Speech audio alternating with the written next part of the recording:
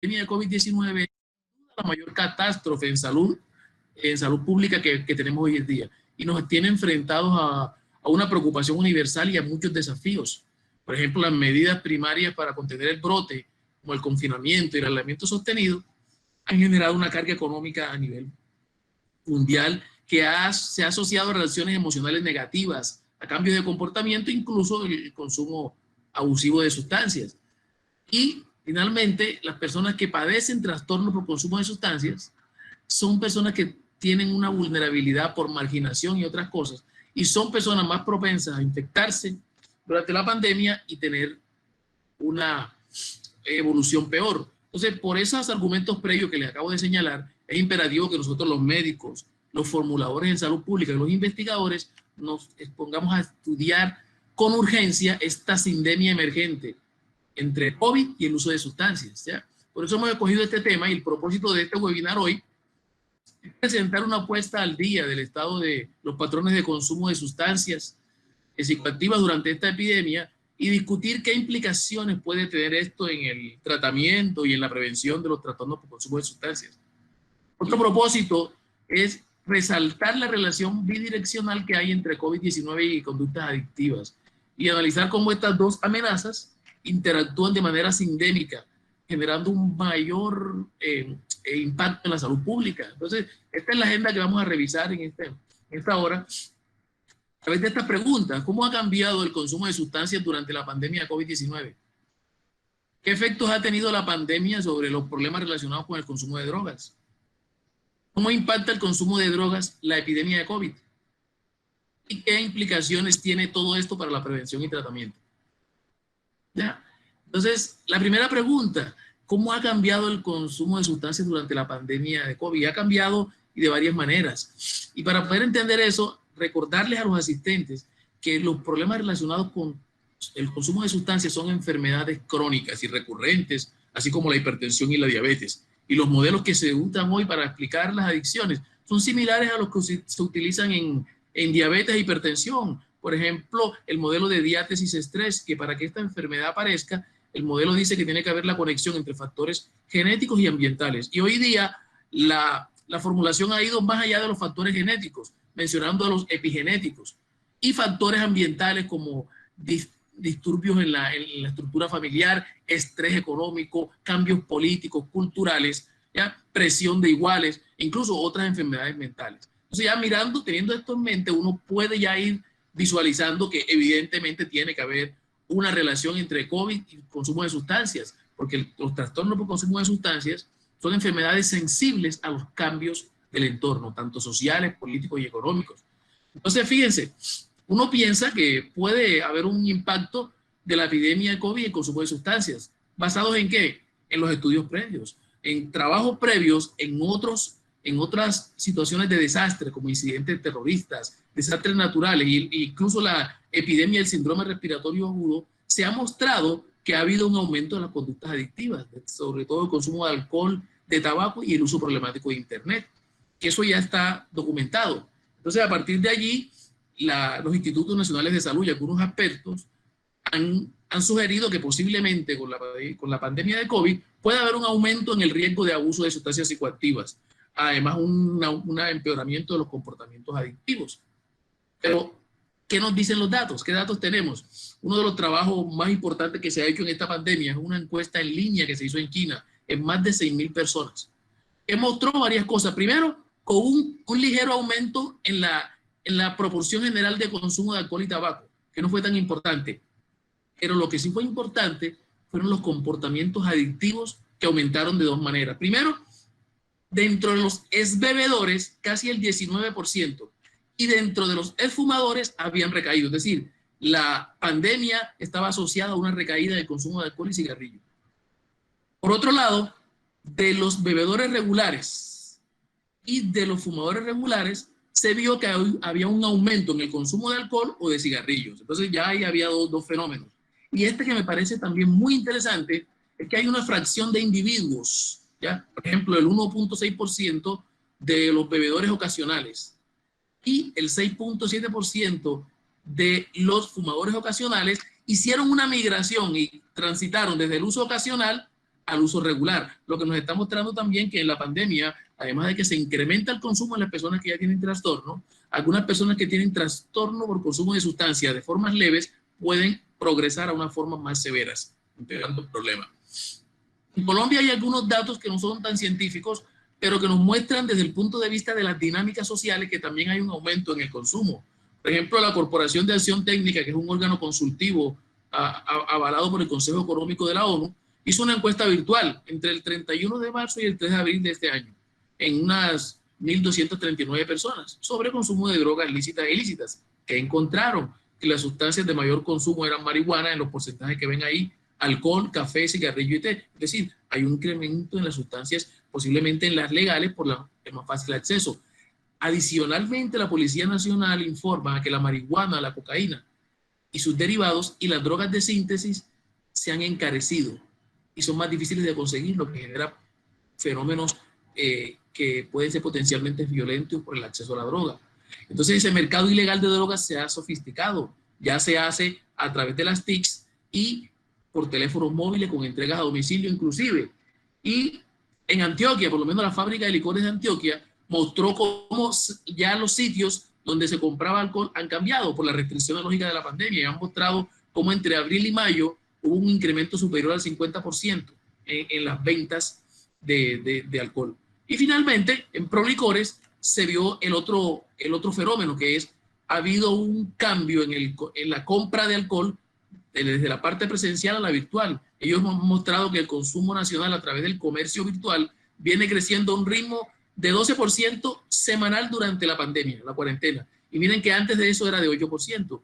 Entonces, ha habido un incremento. Entonces, los datos que les acabo de mostrar, tanto los fenómenos sociales y económicos como clínicos, indican que ha habido un incremento en los problemas relacionados con drogas durante la pandemia. Entonces, ahora, ¿cuáles son los efectos que ha tenido la pandemia sobre el problema de consumo? ¿Qué han dicho los estudios hasta ahora? Lo primero que hay que reconocer es que las personas que padecen o reúnen criterios para un trastorno por consumo de sustancias o dependencia, depende de la clasificación en que lo estén mirando, ya vienen con una serie de vulnerabilidades. Dentro de ellas, ellos tienen inseguridades a nivel económico como falta de vivienda, falta de alimentación en comparación con la población general. Estos problemas económicos de ellos, falta de vivienda, alimentación, hacen que ellos no se puedan adherir a todas las recomendaciones como el distanciamiento físico. Porque muchos dicen que tienen que salir a buscar la comida porque no pueden quedarse en la casa. Para ellos quedarte en tu casa es una tortura, porque ellos tienen que salir el día a día del rebusque, y algunos que comen en comedores comunitarios, por ejemplo. Entonces, eso es importante. Por un lado, si estas personas que tienen trastorno por consumo de sustancias, que están en riesgo de infectarse, cuando se infectan tienen más probabilidad de que la enfermedad por COVID sea más grave e incluso se puedan morir. Por una plétora de factores que les voy a mostrar ahora, entre ellos el consumo de cigarrillos y las afecciones pulmonares y cardíacas que van asociadas al consumo de cigarrillos, ¿ya? Otro daño colateral de COVID-19 ha sido el estigma generalizado y la discriminación a que han sido objeto las personas con trastorno por consumo de sustancias antes y ahora se ha agravado, ¿ya? Entonces, ¿cuál es la implicación de esto? Que el temor a la discriminación hace que las personas oculten su condición y no busquen ayuda, lo que es un factor negativo para el control de la pandemia, ¿ya? Y se ha escrito sobre eso bastante. Entonces, esa interacción entre COVID y trastorno por sustancias es muy especial y hay que analizarla de distintos puntos de vista.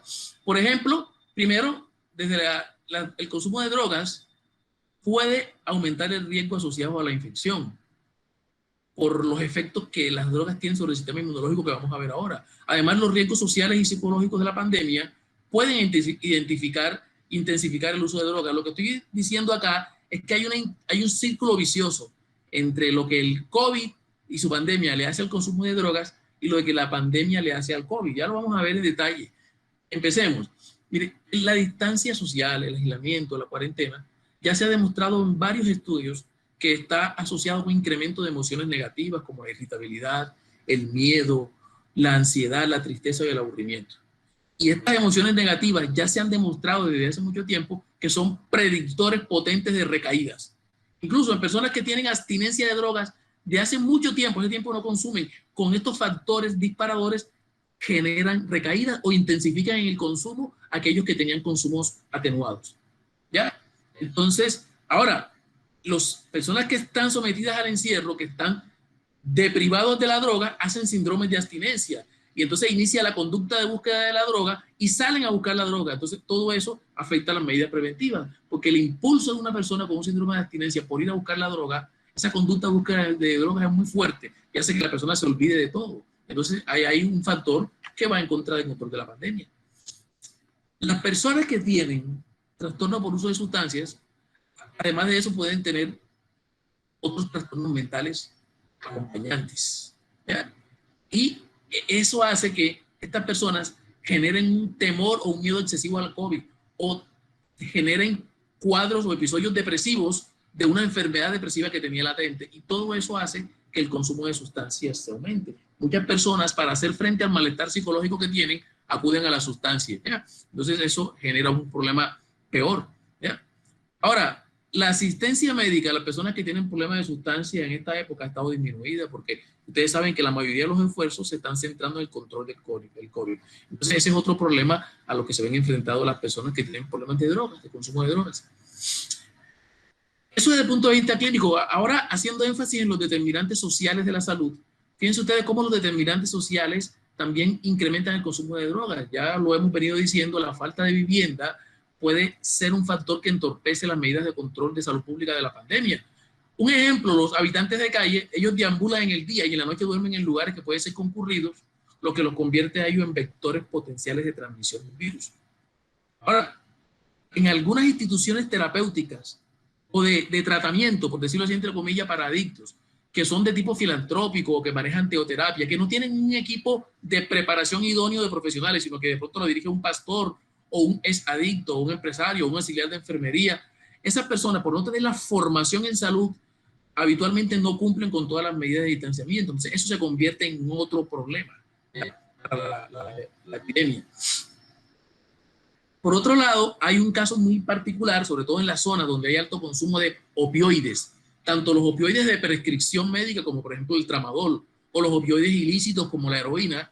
El hecho que en la pandemia haya una disponibilidad de estas sustancias genera dos consecuencias muy serias en los pacientes. Uno, la disminución de la tolerancia, y con eso, sobredosis. Esa persona que tenía rato sin consumir, cuando sale con un impulso muy grande de consumir y puede generar una sobredosis por ese consumo compulsivo de rebote.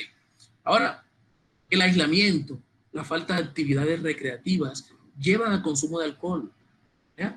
Llevan al consumo de alcohol de nuevo una persona que antes no consumía, o a la recaída en alguien que ya tiene el trastorno, o a empeoramiento del trastorno en otro que tenía un trastorno leve. Eso es otra de las cosas que se ha encontrado en varios estudios recientes que se han hecho. Ahora, como estamos hablando de determinantes sociales de la salud, nos preguntamos si la economía influye o no. Claro que sí. Miren, partamos del hecho que la epidemia de COVID, por todas las restricciones, genera una crisis económica financiera. ¿Será que esto puede exacerbar la prevalencia de trastornos por uso de sustancias? Los datos pasados nos dicen que sí. En las crisis pasadas se ha visto una afectación importante de personas consumidoras de sustancias, sobre todo en los grupos vulnerables. Es decir, sí ha habido un aumento en crisis previas, ¿ya? Entonces se espera que en las personas vulnerables durante esta pandemia y personas que están en riesgo de desarrollar trastornos por sustancias, pues se generen nuevos trastornos, o las personas que tengan formas leves migren hacia formas más severas. Eso es lo que se espera, ¿no? Pero que los pocos estudios que hay, ¿qué dicen sobre el uso de sustancias como respuesta a las condiciones adversas que genera la pandemia del COVID? Entonces, fíjense ustedes, aquí yo quiero hacer un análisis desde el punto de vista de la conexión que hay entre la neurobiología y los determinantes sociales de la salud, para entender por qué las personas en la pandemia consumen más sustancias. Primero que todo, acordémonos bien que según el modelo de la enfermedad adictiva como una enfermedad cerebral multifactorial, en donde el cerebro es la pista de aterrizaje de todos los factores genéticos y ambientales, sociales, etc., los cambios cerebrales crónicos y los circuitos cerebrales que están alterados en las personas con adicción hacen que ellos sean susceptibles a situaciones como el estrés. Es decir, estas personas tienen una activación del sistema de estrés mucho mayor, y se ha demostrado que la activación del sistema de estrés mucho mayor predispone a recaídas y a un mayor consumo de sustancias. Y como la pandemia de COVID se ha asociado a miedo, a depresión y a estrés, uno espera que haya un aumento. De hecho, hace poco estaba mirando una escala que desarrollaron para medir estrés relacionado con COVID. Es decir, uno de los elementos clínicos y fisiopatológicos que promueve el consumo de sustancias continuado es el estrés durante la pandemia. Lo que les había dicho, el modelo de adicción de la enfermedad cerebral nos dice que cuando hay consumo crónico de la sustancia, hay una disfunción crónica de dos grandes cosas. Primero, de las respuestas emocionales y del estrés. Y esos dos factores son predictores de recaída. Entonces estamos hablando que la recaída es un fenómeno esperable que uno lo ve en las consultas de los pacientes que venían bien y en esta pandemia han consumido porque dicen, doctor, estoy estresado. Yo encuentro otra manera. Ahora, entonces lo que quiero redondear aquí en esta parte es que evidentemente en personas que tienen un trastorno por consumo de sustancias ya establecido, el hecho de estar sometido al estrés de la pandemia o cambios emocionales como ánimo bajo, como respuesta a la situación socioeconómica, como pérdida de ingresos, el aislamiento social que es fundamental para el ser humano, eso todo lleva a un aumento en la motivación para consumir. ¿Y cuál es ese impulsor, cuál es ese motor que nosotros los clínicos vemos en los pacientes? El craving, que es la palabra pues, americana que se utiliza de habla inglesa, pero la traducción es ansia o antojo por consumir, y se considera por los expertos en drogas como el principal predictor de consumo de sustancias, de recaída en personas que ya tienen el trastorno. También hay otro factor que es la preocupación por las sustancias que terminan en recaída. Esa parte de preocupación por la sustancia está mediado por la disfunción que las drogas producen en la corteza prefrontal, dorsolateral y ventromedial, que es la que toma las decisiones. Y entonces esa fase de preocupación hace que la gente también consuma. Entonces aquí hay dos elementos fuertes que conducen a la recaída, el craving y la preocupación. Y lo otro es que el estrés se ha visto que produce las recaídas independientemente si se consume tabaco, si es cocaína o heroína. Y eso previamente se ha demostrado, lo que nos permite pues entender que sí, que ya hay evidencia o datos biológicos plausibles que indican por qué la gente está recayendo en pandemia, en el consumo de drogas, por qué los trastornos leves se están volviendo severos, ¿ya? Por ejemplo, con la pandemia ha habido una interrupción en la disponibilidad de cannabis. Y eso que ha generado, especialmente en los grandes consumidores, síntomas de abstinencia que se asocian a cambios de humor y trastornos del sueño. Entonces, fíjate tú que estos síntomas son por el síndrome de abstinencia, pero también se suman al impacto de la pandemia, hay una mayor severidad en el sufrimiento de las personas. Entonces, por eso es que hablo de sindemia. El caso de los opioides, de nuevo. Las personas que se inyectan opioides de manera recreativa, como heroína, ya sabemos que con la pandemia hay una disponibilidad reducida de los programas de reducción de daños donde se intercambian agujas, donde se le da a las personas las medidas de bioseguridad, donde están los equipos para atender un posible paro cardíaco por sobredosis. Entonces, como eso está disminuido, aumenta el riesgo de que las personas consuman en ambientes no seguros, aumenta el riesgo de compartir agujas y eso incrementa la probabilidad de incidencia de VIH y de virus de hepatitis C, incluso de endocarditis infecciosa. Entonces, ese problema a veces no lo vemos, pero en las zonas endémicas de consumo de opioides, este es un problema serio, ¿ya? Ahora, con estos cierres parciales de los sitios de consumo seguro de opioides y otro fenómeno importante que es la disminución del acceso a terapias con agonistas opioides como buprenorfina y metadona, ¿ya? Ha hecho que este problema se empeore.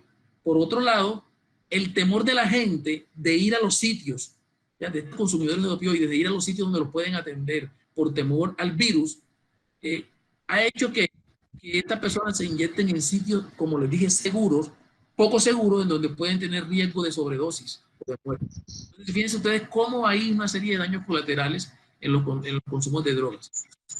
Y hay varias dimensiones que hay que mirar. Por ejemplo, en las cárceles se ha visto otro fenómeno en la pandemia en relación con el consumo de drogas. Inicialmente, como una medida para reducir el riesgo de infección por COVID en las cárceles, en el mundo y también en Colombia ha habido una liberación rápida de personas en las cárceles. Liberaciones repentinas que han provocado problemas en la de los tratamientos de agonistas opioides. Eso que hace que la gente pierda la tolerancia, recaiga y tenga sobredosis y riesgo de muerte. Entonces, fíjense ustedes el problema. ¿Y qué hay con los pacientes duales? Para los que no están familiarizados con el concepto, la patología dual es una situación de comorbilidad, es decir, una situación en donde una persona reúne criterios para un trastorno mental, por ejemplo, depresión, trastorno bipolar y un trastorno adictivo. Entonces, Entonces, estas personas tienen peor pronóstico. Veamos el ejemplo de la depresión. La persona tiene diagnóstico de depresión y dependencia de la cocaína. Evidentemente, estas dos patologías de manera sinérgicamente negativa y una empeora la otra. En los estados depresivos, la persona consume más y mientras más consume, más se dañan los circuitos cerebrales que tienen que ver con la regulación del estado de ánimo. Entonces, no se sabe exactamente por qué ocurre esto de la patología dual, pero sí se sabe, y lo vemos nosotros que atendemos pacientes, que los pacientes que tienen un trastorno por consumo de sustancias, otro trastorno mental les va peor, porque una enfermedad empeora la otra. Posiblemente cuando la persona está deprimida, con el intento de aliviar el estado de ánimo deprimido, para generar a su vida el estado de ánimo. Pero ¿qué pasa? No se le quita la depresión, se gana otro trastorno y ya va a tener enfermedades, la dependencia en la sustancia y la depresión. En la otra hipótesis es que si la persona consume droga de manera continuada, la droga hace cambios negativos en las estructuras del cerebro que regulan el estado de ánimo y eso hace que se depriman secundariamente por la droga. Pero la droga tienen las dos patologías y las dos hay que atenderlas. Por eso estos pacientes son más complejos y difíciles de tratar. ¿Ya? Bueno, entonces, ¿qué ha pasado con la patología dual? ¿Qué puede estar pasando con los trastornos duales en la pandemia? Ya sabemos que si las personas que tienen un trastorno por consumo de sustancias tienen una patología psiquiátrica persistente, el temor al coronavirus, la ansiedad y el malestar psicológico que le ocurre a las otras personas, en esta persona con el trastorno por sustancias va a ser mayor. Y a tener mayor angustia, mayor depresión que la población general, esta persona tiene riesgo de recaer. Entonces, lo que estamos viendo es que la pandemia del COVID y todos sus daños colaterales sociales, económicos, políticos y culturales se comportan como un estresante complejo, o el estresante perfecto, que lleva a ¿qué? A la recurrencia en el consumo de sustancias y aumento de la severidad en el trastorno por sustancia en alguien que ya tiene. Esa es la famosa hipótesis de la automedicación, en donde la persona busca la sustancia psicoactiva con la intención de limitar o reducir el estrés, o malestar psicológico que tiene, que a la larga no lo resuelve, se termina generando otro problema. ¿Ya? Ahora, hemos visto más o menos cómo el COVID y lo que le hace al consumo de drogas. Ahora miramos lo que el consumo de drogas le hace al COVID. Hay dos cosas que son muy claras. Las personas que tienen trastorno por consumo de sustancias tienen más riesgo de infección. Uno. Dos, si se infectan, tienen trastorno más probabilidad de morir. Veamos cómo es esto. Ya se sabe, por la declaración reciente de la OMS, que las adicciones al alcohol y al tabaco han mostrado que disminuyen la respuesta inmunológica, tanto humoral como celular. Y eso aumenta el riesgo de COVID. Pero también disminuyen acciones comportamentales y la toma de decisiones. Y todo eso aumenta COVID. ¿Ya? Ahora, el consumo crónico de alcohol también se ha demostrado en estudios previos que nos enseñan ahora cómo se aumenta la gravedad de otras infecciones como la influencia en otros brotes que se habían dado previamente. Entonces, fíjense ustedes cómo se ve en esta tabla, una revisión sistemática reciente que hicieron, para ver qué factores están influyendo en la comorbilidad de pacientes con COVID.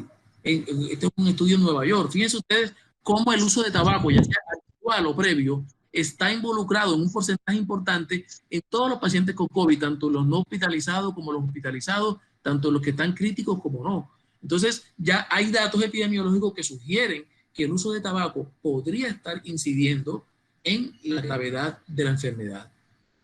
Ahora, ¿cuáles serían esos mecanismos? ¿Cómo trabaja esto? ¿Cuáles son esos factores que aumentan el riesgo de infección por COVID en consumidores de sustancias? ¿Y cuáles son esos factores que hacen que las personas consumidoras de sustancias tengan una enfermedad más grave? Entonces, fíjense ustedes que en general lo que se ha encontrado en las últimas revisiones que se han hecho, esta es una revisión sistemática que involucra muchos mecanismos fisiopatológicos y también de determinantes sociales, dice que la gente que tiene trastorno por uso de sustancias tiene más riesgo de infección por COVID por varias cosas.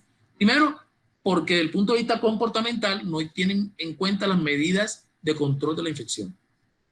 Por el uso continuado de la sustancia que tiene varios efectos en el cuerpo que vamos a ver. Tercero, por las desventajas sociales que ellos ya tienen por ser consumidores de sustancias, como el estigma, la pobreza, la marginación, etc. Y que las personas que tienen trastorno por uso de sustancias han demostrado que tienen mayor probabilidad de enfermedades crónicas que la población general. Todos esos factores se unen en sí y aumentan la probabilidad del riesgo de COVID. Entonces, fíjense ustedes, ¿cómo funciona esto? Miren cómo los mecanismos van llevando a explicar esto. Mire, las personas que tienen trastorno por sustancias y están confinados, les da síndrome de abstinencia, tienen que salir. Y para poder adquirir esa droga tienen que estar entrando y saliendo, es decir, tienen que tener mayor interacción social. Ahí están violando una de las medidas de control, que es el distanciamiento. A veces comparten en la parafernalia de consumir tabaco, cannabis, comparten vaporizadores y otros, y eso también aumenta el riesgo de interacción entre la mucosa del uno y del otro con las partículas del virus. ¿Ya? Desde el punto de vista de determinantes sociales de la salud, que ustedes ven que me he referido mucho a ello hoy, la falta de vivienda, de alimentación y la inseguridad económica de la gente aumenta el riesgo, ya lo hemos dicho varias veces. Un ejemplo de las personas que viven en refugio. Es un factor de riesgo para enfermedades respiratorias como el COVID. ¿Por qué? Porque en esos refugios hay hacinamiento, es decir, no hay distanciamiento. No tienen en la casa agua ni jabón para lavarse las manos, que es una de las medidas preventivas fundamentales. Entonces, fíjense ustedes como desde el punto de vista de los determinantes de la salud, ahí vemos que las personas con trastorno por uso de sustancias están en desventaja. ¿Y qué decir de las personas que no tienen comida en su casa? Que ellos para comer necesitan del banco de alimentos y de los centros alimentarios comunitarios. Tienen que salir. Y entonces tienen que violar la cuarentena para poder comer, si no se mueren de hambre. Entonces fíjense ustedes que son una serie de situaciones que a veces la gente no puede controlar y que están acopladas, están pegadas al trastorno por consumo de sustancias. El consumo de trastorno por consumo de sustancias no solo el consumo de la droga, sino todos los determinantes sociales y biológicos que lo acompañan. ¿Ya? Entonces esa es la visión que nosotros tenemos en nuestra asociación del trastorno por sustancia. No es solo que en el cerebro se producen cambios en dopamina, serotonina, en el sistema mesolímbico y mesocortical, no. Ese sistema mesolímbico y mesocortical son sensibles a los genes, son sensibles a la pobreza, son sensibles al estrés y a otra serie de factores ambientales. Eso es lo que nos permite entender mejor las adicciones y su tratamiento. Entonces, fíjense ustedes que hemos estado hablando de esa intersección terrible entre el trastorno por consumo de sustancias y el COVID, ¿ya? Cómo el uso de sustancias puede interferir en la respuesta inmune, porque posiblemente, y esto es muy interesante, hay una superposición en los circuitos neuronales y endocrinos e inmunes del COVID, es decir, que las sustancias psicoactivas se parecen al COVID en algunas cosas. Veamos, ustedes saben que las sustancias psicoactivas como el alcohol, el cigarrillo, cualquiera, por diferentes mecanismos, además de disparar la dopamina en el sistema límbico, también producen una activación del eje hipotálamo hipófisis adrenal, que es el sistema de estrés. El hipotálamo produce una hormona que se llama CRH, factor liberador de corticotropina. Ese va a la hipófisis y le dice, produzca ACTH. ACTH es la adenocorticotropina. Es una hormona que va a la sangre y llega a las glándulas suprarrenales. Y allí provoca la liberación de glucocorticoides como el cortisol. Ahí viene lo importante. El cortisol es una molécula que provoca una disminución de la respuesta inmune, hace que los macrófagos no puedan atacar a los patógenos, que las células beta no produzcan buenos anticuerpos, y eso hace que se aumente la incidencia de infecciones. Las células inmunes como las natural killers no pueden trabajar y disminuyen su citotoxicidad. Eso lo hacen las sustancias. Uno cree que las sustancias nada más producen el high o la traba. Ahora, esto que tiene que ver con COVID. El COVID también hace eso. El COVID es capaz de generar una activación del sistema de estrés del eje hipotálamo hipófisis adrenal. Claro, el eje hipotálamo hipófisis adrenal se activa el sistema de estrés por varios elementos. Uno de ellos son los patógenos, como virus. Entonces, ahí está, ahí se parece. Eso es lo que yo digo que es la interacción en las vías comunes. ¿Ya? Entonces, ahora miremos lo otro. Cuando una persona que tiene trastorno por uso de sustancias se infecta, se espera que le vaya peor, dice que la enfermedad sea más grave, por varias cosas. Una de ellas, de las principales que se ha estudiado y hay revisiones sistemáticas recientes, es el tabaquismo. El tabaquismo en las personas con trastorno de sustancias está más o menos en 65. El tabaquismo es un factor independiente para enfermedad cardiovascular y va acompañado a una serie de afecciones como enfermedades cardíacas, cerebrales, enfermedad pulmonar obstructiva crónica y cánceres. Esas patologías que le acabo de mencionar están reconocidas ampliamente como factores de riesgo para un síndrome de dificultad respiratoria aguda más severo y muerte por COVID. Entonces ven ustedes cómo uno entrelazando los factores va encontrando respuestas. Aunque les voy a decir que la evidencia no es contundente sobre la relación que hay entre fumar y la gravedad y mortalidad por COVID, pero ya hay datos que sugieren que sí puede estar influyendo, ¿ya? Entonces se necesitan más investigaciones al respecto. ¿Por qué el COVID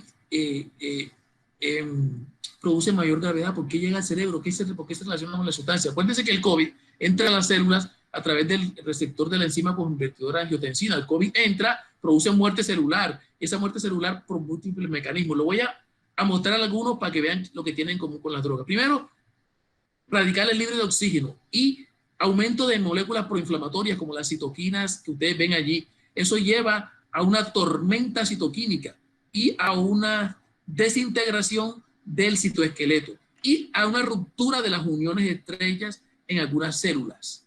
Entonces, eso pasa el COVID. ¿Eso qué tiene que ver con tratando por sustancias? Bueno, las sustancias como el alcohol, la cocaína, el cigarrillo, el cannabis, pueden provocar radicales libres de oxígeno en el cerebro, pueden provocar neuroinflamación por aumento de citoquinas proinflamatorias y lo más importante que les quiero señalar aquí, romper las uniones estrechas entre las células a través del remodelamiento negativo del citoesqueleto. ¿Y eso qué hace?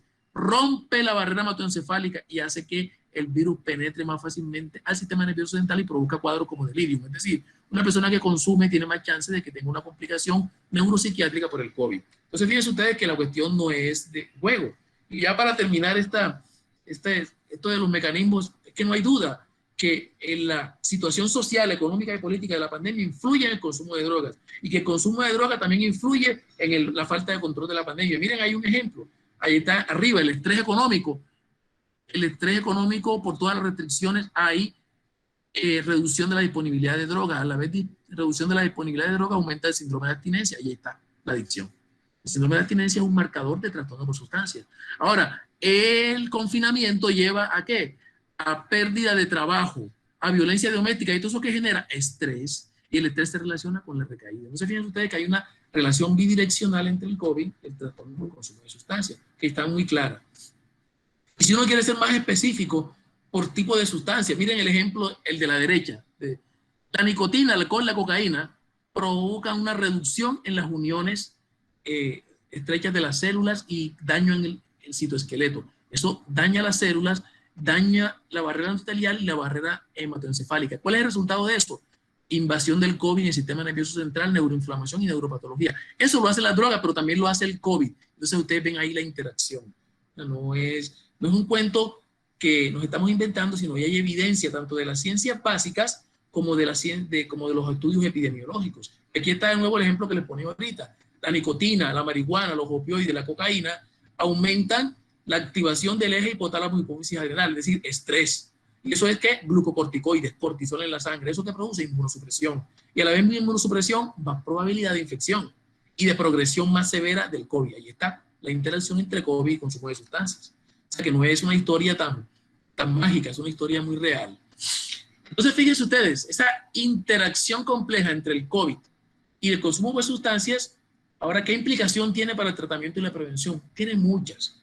La primera consideración que quiero regalarles como reflexión es que la pandemia del COVID, con todas sus restricciones, está interrumpiendo la manera clásica en que nosotros tratamos a las personas en adicciones, que es esa interacción cara a cara de la psicoterapia, tanto individual como grupal. Entonces, eso genera un problema, pero por otro lado, nos está invitando a adoptar otras alternativas innovadoras, como la telepsiquiatría, ¿ya? Entonces, ¿qué hechos han demostrado que ha habido un deterioro en la atención de los pacientes por el COVID? Miren esto. A pocos días de que la OMS dijera que esto era una pandemia, el 11 de marzo de 2020, empezaron a suspenderse programas de tratamiento de adicciones en varios países. ¿Para qué? Para conservar el distanciamiento físico.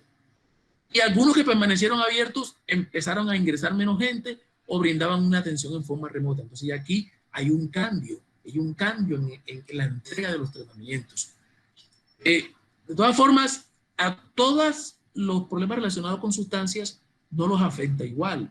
Por ejemplo, en los pacientes que tienen dependencia de tabaco, los grupos presenciales y las intervenciones psicosociales se pueden reemplazar sin mucho problema por intervenciones remotas a través de muchas aplicaciones digitales innovadoras de autoayuda y que según estudios previos, por ejemplo, esta revisión sistemática de Cochrane, de Taylor y colaboradores en el 2017 mostró que sí, puede ser más o menos bueno.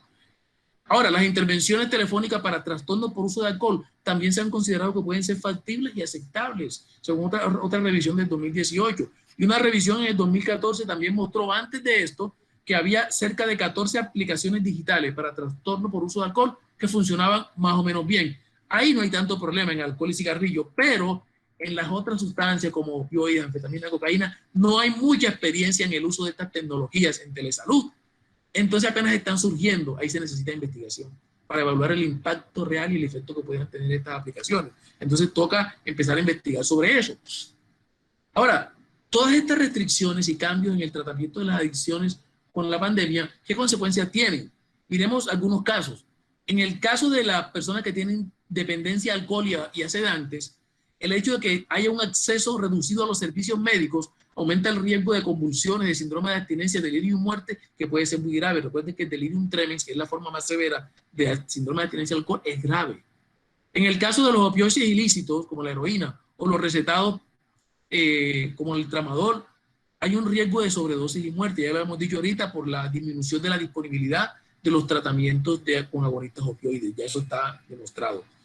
Ahora, algunas personas que tienen trastorno por uso de opioides no quieren ir a los hospitales y clínicas por temor al coronavirus o a que los maten, a que los intuben, que los metan en la UCI del cartel de las UCI. Cosas así tan absurdas como piensa nuestra gente. Entonces ahí se ve nuevamente el estigma, el temor al coronavirus y la ignorancia potenciándose con el trastorno de uso de sustancias, empeorando el tratamiento en tiempo de COVID. Ahora, este problema de opioides, que es uno de los más graves en algunas regiones de Colombia y en muchas partes del mundo, el hecho de que haya habido dificultades con la disponibilidad de los tratamientos con agonistas opioides ha hecho que en algunos países, para resolver esto, hayan flexibilizado un poco los tratamientos de agonistas opioides como buprenorfina y metadona. ¿Qué han hecho? Le dan más dosis a los pacientes para que se la lleven para casa. Y con eso, por un lado, se disminuye el riesgo de contacto y exposición a COVID. Pero por otro lado, esta medida puede derivar en que las personas tomen las drogas para uso recreativo, para microtráfico, o se excedan en la dosis y haya sobredosis accidental y muerte. Entonces, fíjense ustedes que no es tan fácil la cosa. Hay otra cosa. Estos medicamentos que se utilizan para terapia agonista opioide, como buprenorfina y metadona, prolongan el intervalo QT del electrocardiograma, y eso está asociado al riesgo de arritmias ventriculares severas que pueden llevar a fibrilación ventricular y paro cardiorrespiratorio.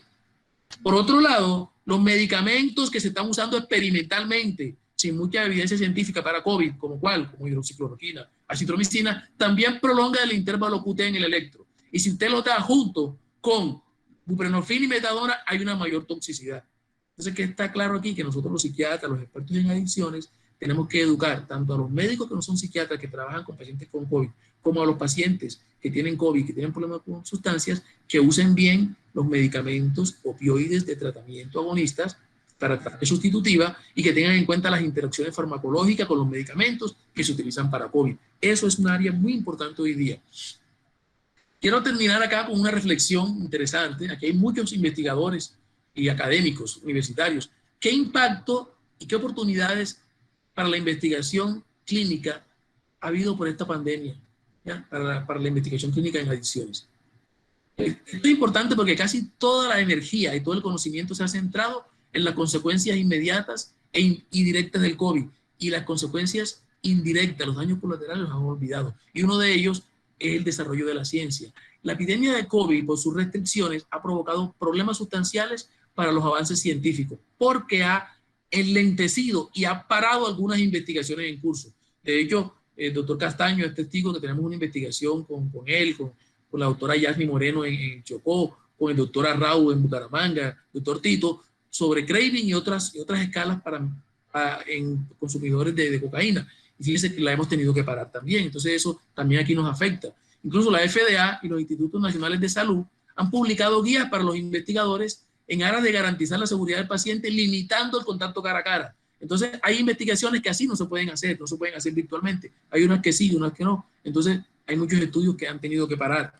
Entonces, y si uno se mete a la página de clinicaltrials.gov, se ha visto que las restricciones de COVID, de esta pandemia, están amenazando la finalización de más de 500 estudios en curso que están relacionados con adicciones. Uno los encuentra con los términos de búsqueda de adicción, uso de sustancias, y están en riesgo de pararse. Entonces, fíjense ustedes, hay una contradicción, una paradoja. Ahora se necesita mucha investigación en adicciones por la situación de pandemia, pero la situación de pandemia está interrumpiendo la investigación. Entonces hay que buscar otras estrategias para investigar, y los entornos remotos y virtuales pueden ser una alternativa, lo que le gusta mucho a nuestro amigo Samuel, que es experto en esa área.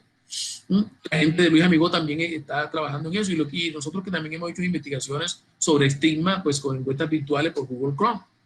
Entonces fíjense ustedes, a pesar de las consecuencias negativas, la pandemia nos regala otras cosas. Acuérdense que la crisis es una oportunidad para crecer. Y esta pandemia, con sus restricciones, nos puede estar regalando la posibilidad de avanzar en investigación, en atención remota, en problemas de adicciones, a través de intervenciones de salud digitales. Y es posible que por el comportamiento epidemiológico de esto, la pandemia persista o hayan rebrotes, lo que indica que hay que hacer hay una necesidad urgente de investigar, pero los expertos dicen que debe haber una investigación participativa, sentarnos con los pacientes y ver qué quieren, y para poder entender mejor la manera de ayudarlos. Eso es importante. Y esta pandemia además nos regala la posibilidad de involucrarnos con nuevos marcos conceptuales como la teoría sindémica. Esta teoría sindémica nos ayuda a comprender mejor la intersección entre el COVID, adicciones, salud mental y los determinantes sociales de la salud. Quería terminar con esa enseñanza en salud pública. Que este enfoque de sindemia pueda ayudar a avanzar en un conocimiento esquivo a veces para los médicos, que es la interacción entre mente, cuerpo y sociedad, y también los potenciales efectos aditivos o multiplicativos que pueden tener las intervenciones en la dimensión política y clínica. Miren, nosotros estamos hablando de la política genuina, y en la clínica hay una posibilidad de bienestar y de impacto positivo para los pacientes. Entonces, yo sé que algunos están preguntando, o los que no están familiarizados con la sindemia. Hoy hablamos de epidemia, pandemia y de sindemia. Yo le quise hoy dejar esta sindemia. La sindemia es un sinónimo de comorbilidad. Es un término que fue introducido por los antropólogos médicos críticos. Indica la presencia de dos o más estados de enfermedad que interactúan negativamente entre sí, afectando negativamente el curso mutuo de la trayectoria de cada enfermedad, aumentando la vulnerabilidad y que se hacen más perjudiciales por las desigualdades. Eso es importante. Es decir, el sello distintivo de la sindemia es que se centra en casos en que los múltiples problemas de salud interactúan, a menudo biológicamente entre sí, y también con el entorno sociocultural, económico y físico. Con esta definición a ustedes les ha quedado claro, posiblemente, que la interacción entre el consumo de sustancias y COVID es una sindemia. Entonces, así es que debemos mirarlo para poderlo abordar. Quiero terminar con unas conclusiones y recomendaciones antes de darle paso a ustedes para que hagan preguntas. La pérdida de los sistemas tradicionales de apoyo en persona y un aumento en los factores estresantes puede aumentar el uso de sustancias, lo que a su vez puede impedir el control de la infección y causar resultados adversos para la salud, como convulsiones, abstinencia de alcohol, sobredosis de opioides, accidentales y muerte. Los profesionales de la salud que se ocupan de atender a los trastornos por uso de sustancias tenemos que ser conscientes de los riesgos y desafíos que enfrentamos durante la pandemia e incluso después. Entonces, en tiempos de pandemia, el cuidado de la adicción no debe abandonarse, debe reforzarse para evitar complicaciones de esta sindemia y para prevenir la transmisión del COVID. Los profesionales que tratan personas con COVID, por otro lado, deben considerar las complicaciones de trastorno por uso de sustancias durante el tratamiento, y posiblemente no van a tener especialistas en adicciones ahí, por eso hay que trabajar en redes de conocimiento. Los psiquiatras adiccionólogos como psiquiatras de enlace apoyando a los intensivistas, a los neumólogos, a los internistas, anestesiólogos, etc. Y hay que darle la bienvenida a la telemedicina, a la telepsiquiatría, porque posiblemente los casos leves de trastorno por sustancias se pueden beneficiar, ¿ya? Y que, bueno, para atender a las personas de manera remota y en las calles a veces hay que tener equipos de protección personal para la gente que trabaja y a veces no los hay. Finalmente, las instalaciones de tratamiento de adicciones deben cumplir con las medidas preventivas mínimas, como la cuarentena para los pacientes recién llegados, una distancia adecuada entre camas, ¿ya? Y se debe contar con el apoyo de salud pública para esas cosas. Y que la sindemia es una oportunidad para la innovación y para la investigación, no solo para ponernos a llorar.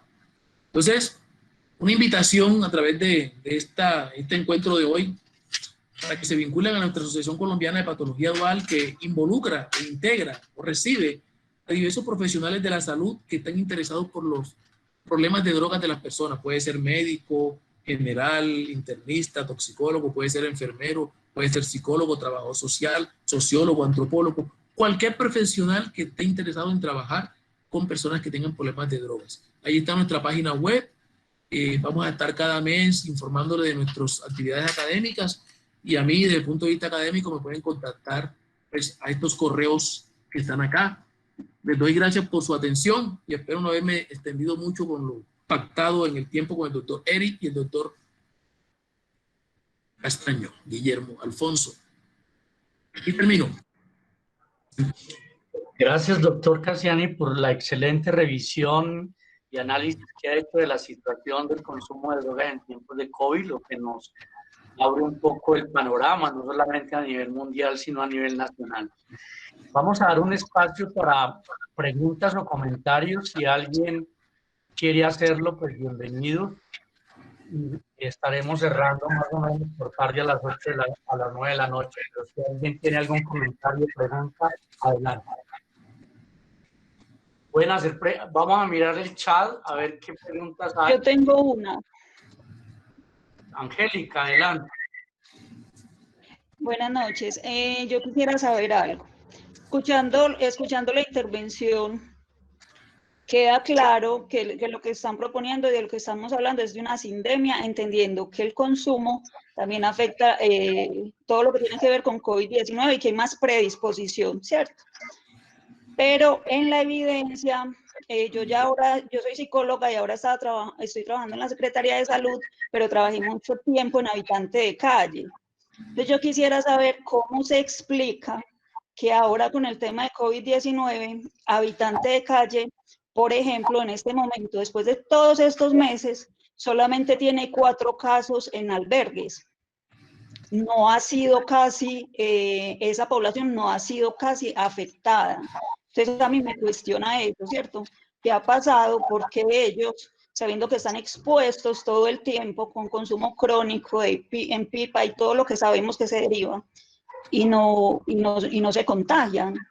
Entonces ahí sí es válido o no lo que dicen de que es una sindemia, lo del consumo y el COVID. Pues es clara como la pregunta. Sí, claro. Yo le voy a dar la palabra primero a Sandra Restrepo y a Castaño, que han trabajado en ese tema. Es una pregunta bien interesante, porque posiblemente estás partiendo de una afirmación que le hace falta más información para poder hacer raciocinio. Pero bueno, yo le voy a dar la palabra a Sandrita y a Guillermo, que contesten eso. Bueno, buenas noches. Pues yo en la actualidad tengo la posibilidad de estar de la mano pues con el tema habitante de calle, y realmente pues en este momento el sistema no cuenta con 4 casos. Tenemos casos reportados en varios de los componentes y bueno, uno de los datos y lo que hay que decir es que inicialmente cuando se partieron a hacer las pruebas, la población no fue seleccionada como foco de hacer las pruebas. Entonces, si no hacemos pruebas, no están, digamos, infectados. Y poco a poco, cuando han ido apareciendo los casos sospechosos, pues ya estamos hablando de otras condiciones.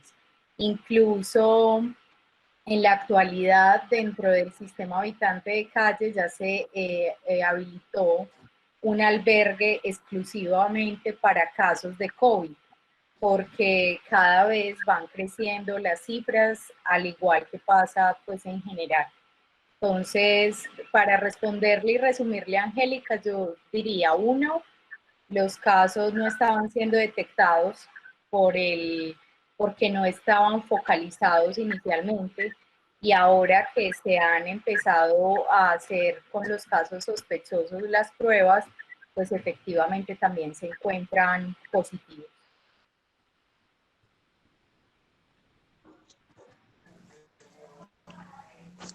Muy buenas noches. Yo quería de pronto inmunológico,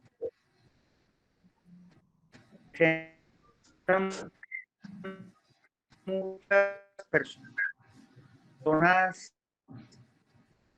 una persona quizás es mucho más vulnerable a ser afectado por muchas cosas, pero hay una particularidad: el habitante de calle, a pesar de su consumo, de todo el problema que presenta el contacto con las sustancias, con los rituales de las sustancias, con compartir pipas, con comer con las manos sucias, con vivir en ambientes hostiles, de someterse de pronto a la intemperie, pues también hace en él que se generen una serie de anticuerpos que en muchas ocasiones, y más ahorita en la pandemia, les ha permitido sobrellevar un poco más el cuento y son menos contagiados que una persona normal. Suena irónico, pero donde trabajo, pues la gran mayoría no se han contagiado, a pesar de que llegaron algunos casos que fueron asintomáticos. El brote desapareció muy brevemente. Siento que también es un tema importante para tocar porque así como la droga de pronto predispone para que la gente se enferme, también de pronto en algún caso puede aumentar el sistema inmunológico. Suena contradictorio, pero es algo bien importante para analizar. Ok, es interesante eso y pues yo, sí, el doctor Castaño va a complementar algo, sí quiero hacer un comentario sobre esa pregunta. Es posible que haya habido un subregistro en habitantes de calle. Lo otro es que el planteamiento de la teoría sindémica indica que los consumidores de sustancias tienen una mayor probabilidad de complicarse y de infectarse, pero eso no es una verdad absoluta, porque como hay tantas cosas en COVID que no sabemos todavía, es posible que pueda haber, como lo dijo el señor y no es descabellado, algún factor protector en ellos. Nosotros no hemos identificado por la exposición crónica a muchas noxacs, ¿ya? A muchas injurias que haya creado algo en ellos. Entonces sería una oportunidad de indagar qué está pasando allí. En caso tal que sea así, que haya una tasa de infección en ellos más baja que en otras poblaciones, habría que pensar en un factor protector que nosotros todavía no conocemos. Entonces, estamos en esa fase del conocimiento, que sabemos muy pocas cosas sobre esto, porque esto es nuevo. Yo solamente agregaría que falta investigación. Lo que hay evidencia hasta ahora, al menos desde lo que se ha escrito en papers y lo que se ha investigado, es que las drogas afectan la inmunidad de las personas, no solamente in vitro, sino en vivo, y habría que explorar este tipo de cosas. Yo creo que es apresurado a decir que podría haber algún factor protector, sobre todo porque la inmunidad al coronavirus es una inmunidad que precisamente parte del problema que tenemos ahora en la humanidad es que es un virus nuevo y que ninguna persona tenía inmunidad frente a esto. Inclusive se cuestiona si una persona después de la infección queda inmune al coronavirus. Habría que investigar. Yo hacía una reflexión en estos días en un artículo que escribí para una revista, es que después de esta pandemia seguramente vamos a encontrar algunas cuestiones interesantes con respecto al tema del consumo de drogas y la vulnerabilidad a la infección o no. Lo que también he visto es que yo creo que nos vamos a quedar con un registro porque cuando las personas terminan infectadas y haciendo consultas en los servicios de salud o terminan una unidad de cuidado intensivo, difícilmente las personas dentro del interrogatorio, los médicos van a preguntar por consumo de drogas, si tienen adicción o no tienen adicción, excepto que luego se reviste el historial clínico de las personas y se puedan cruzar datos. Pero no creo que ahora en la historia clínica de los pacientes que van a los servicios sanitarios, dentro del interrogatorio incluyan si bebe o no bebe, si tiene problemas con el consumo crónico de alcohol o consumo de drogas. Y eso va a ser un bache que nos va a resultar ahí solamente cruzando luego información con sistemas de salud que tengan historias clínicas de los pacientes, podría uno encontrar si la gran mayoría de personas que tuvieron infección o que tuvieron complicaciones tenían antecedentes de consumo de drogas. Lo poco que se ha encontrado, y el doctor Cassiani presentó algunas estadísticas, sobre todo con el tabaco, hay una relación importante de complicaciones y de infección.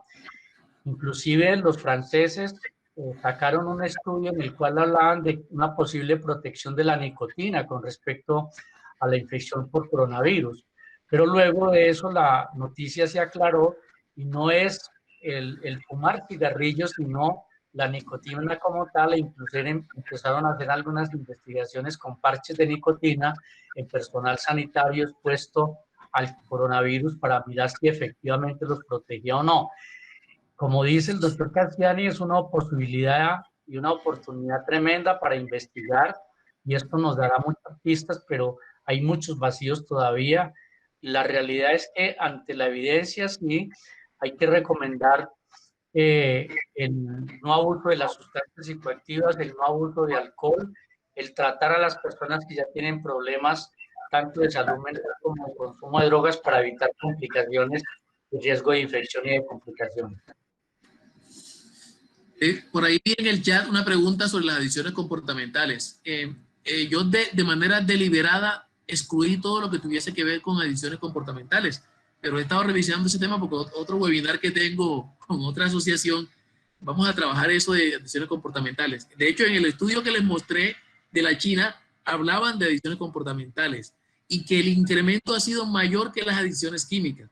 Sobre todo, una de las estrategias académicas y laborales hoy ha sido el Internet, y entonces el tiempo de contacto de las personas en Internet ha hecho que se exacerben el consumo problemático de Internet en algunas personas y aparezcan casos nuevos. Es decir, que eso es una cuestión que ha tenido un incremento importante y que valdría la pena también intentarlo. Yo creo que, yo no sé si Sandra había, en el trabajo que estaban haciendo con la gente de España, han encontrado algunos datos sobre eso.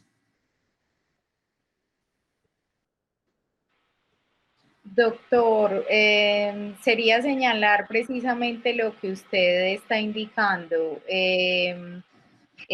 Los datos se asocian mucho con abuso de redes sociales, de tecnología en general, pero con las demás adicciones comportamentales realmente no tenemos información. Okay. Muy bien, pues para dar cierre también siendo las 9 en punto, pues agradecer al doctor Castiani nuevamente, a todos los miembros de la Junta Directiva de la Asociación Colombiana de Patología Dual, a todos los colegas que nos acompañaron, invitarlos a los próximos webinars y a que se afilien a nuestra asociación. Esta presentación ha sido grabada y luego aparecerá en la página web de nuestra asociación. Esperamos pues que haya servido para reflexionar un poco al respecto. Buenas noches y que estén muy bien. Gracias, feliz noche para todos, gracias.